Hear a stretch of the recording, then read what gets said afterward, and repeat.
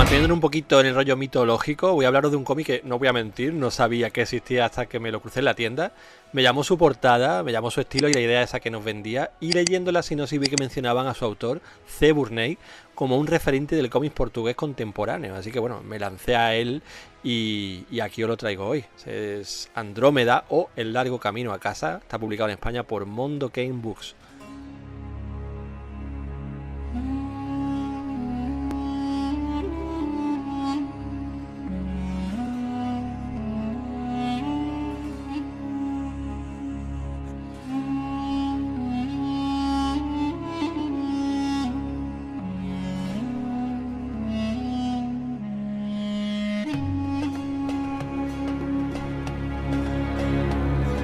Este cómic del que hablo hoy es difícil de definir. Puede que sea una de las obras más crípticas que he leído en los últimos años. Está llena de elementos simbólicos que ven muchísimo, como os decía, de la mitología clásica.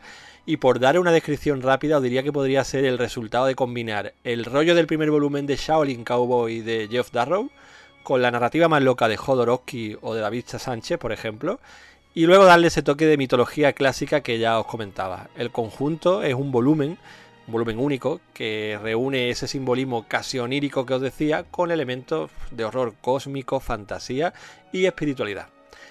La obra recopila dos cómics que se publicaron por separado, pero que cuentan historias en la misma línea. Por un lado tenemos esa Andrómeda y por el otro una que se llama Días de Perros.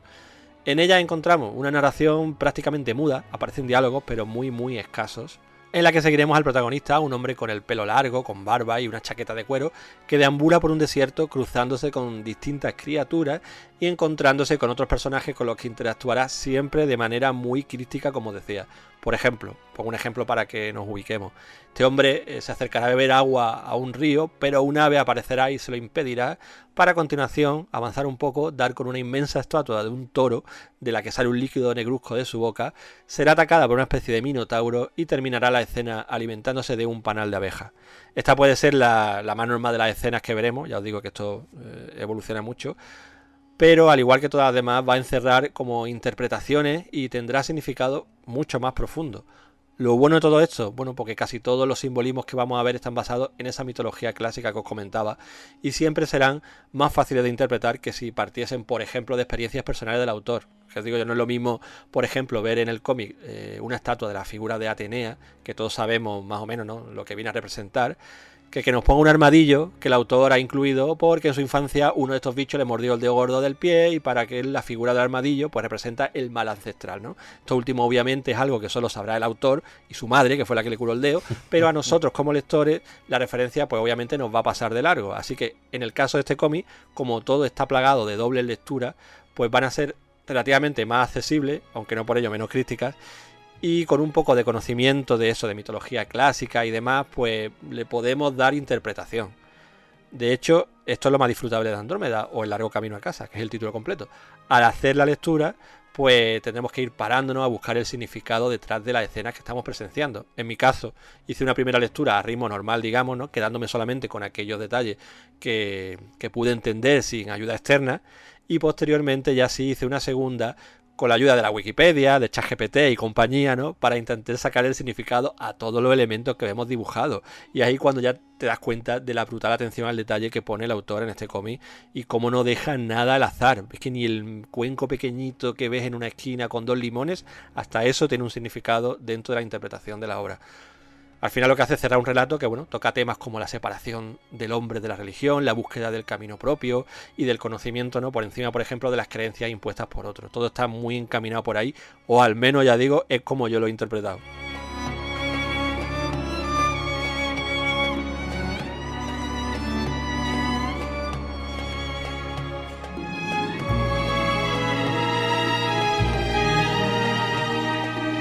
La historia, al no tener apenas diálogo y estar enteramente dibujada en blanco y negro, transmite unas sensaciones muy particulares entre lo misterioso, lo mitológico y lo desasosegante, podríamos decir. El arte de C. Burney es muy detallado, de estilo realista, me ha parecido una auténtica pasada visual. Cualquier personaje, cualquier animal o incluso cualquier árbol está dibujado hasta el último detalle, algo que también comparte con el gran Geoff Darrow que mencionaba antes, ¿no? Su estilo visual para mí sin duda es la herramienta perfecta para meternos en esta historia que parece, bueno, al final querer mantenerse un poco al margen del espacio y del tiempo que conocemos con este estilo artístico y esta ambientación tan especial que le ha dado. La edición de Mondo Cane Books, pues bueno, no llega en tapa blanda e incluye algunos extras como bocetos y hasta ilustraciones de artistas invitados de la talla de Mike Mignola. Las dos historias no abarcan más de 130 páginas, con lo que además es una lectura que no se hace para nada larga. Recordemos que es muda, es decir, que si te pones a leer a ritmo normal te la despacha literalmente en 3 minutos, pero requiere ese trabajo adicional que os comentaba. En definitiva, y bueno, ya para cerrar esta reseña, porque no quiero spoilear nada ni entrar en mucho más detalle, esto es una obra que tenéis que descubrir vosotros mismos si os llama la atención. Yo me gustaría recomendarla a todos los que gocéis, ¿no?, de esos cómics que se alejen del relato convencional. No ya porque utilicen un estilo artístico abstracto, ¿no?, innovador o caótico. En este caso es todo lo contrario, ya que el estilo visualmente es casi clásico, podríamos decir, ¿no?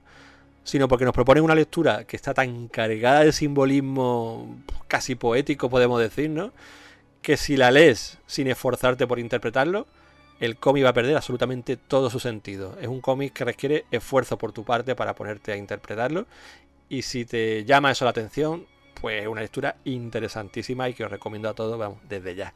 Tío, yo no sé si te acuerdas que esto en tienda un día te lo enseñé y a los chorras, claro, empecé a pasar las páginas y te empecé, tío, mira, esto significa tal, no sé qué. No sé si te acuerdas de aquella gilipollez que te hice. Este mito, pues esto viene a representar no sé qué. ¿Tú crees que en aquella chorrada di en el clavo con algo? Seguramente sí. A ver, es verdad que con mi memoria de pescado no recuerdo exactamente tus palabras, pero seguramente sí, claro que sí. Es que lo bueno que todo tira de esos referentes. Entonces, a ver, tú por ejemplo, que te gusta tanto la mitología, seguramente en la primera lectura que hagas vas a pillar muchas más cosas que yo, tío. Yo pillé un puñado de ellas, me pude hacer, como te digo yo, imagínate que mentalmente te vas haciendo un esbozo, un dibujo, pues a lo mejor hice un dibujo del 25% de lo que era, ¿no?, la idea total. A lo mejor tú la primera lectura ya interpretas el 75%. Sí, yo tengo que decir que con un vistazo rápido a la obra y viendo unas viñetas en particular, se te vienen a la cabeza un mogollón de mitos, como tú has dicho, y están muy bien hilados, por lo que vi. Entonces creo que le viene muy bien esa carencia de texto de la que habla y que sea mudo, porque así te va a invitar a reflexionar mucho más y yo creo que muchas veces en ciertos cómics menos es más, y yo creo que este es el caso, ¿no?, de uno de ellos, que por cierto, curioso que reseñé esto cuando justo ayer en edición limitada me estaba volviendo a recomendar un cómic que además reseñaste aquí, que es igual, ¿no? En este caso un poquito más palomitero, ¿no? En aquel caso que no recuerdo ahora mismo era el del autor de Coda. Sí, yo tampoco se me ha ido, pero sí. Spurrier y Vergara, yo me acuerdo que era el equipo, pero no me acuerdo. Y ese sí lo tengo que pillar, tío, en algún momento.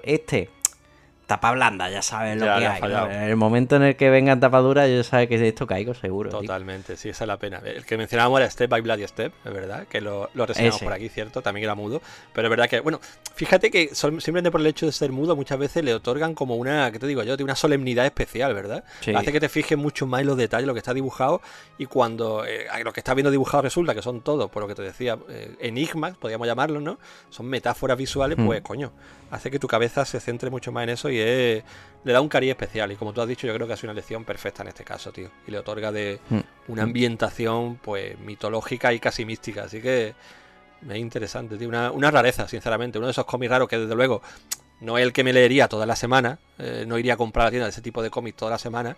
Pero cuando te lo compras así de vez en cuando, coño, te produce unas sensaciones muy diferentes y se agradecen. Entran bien.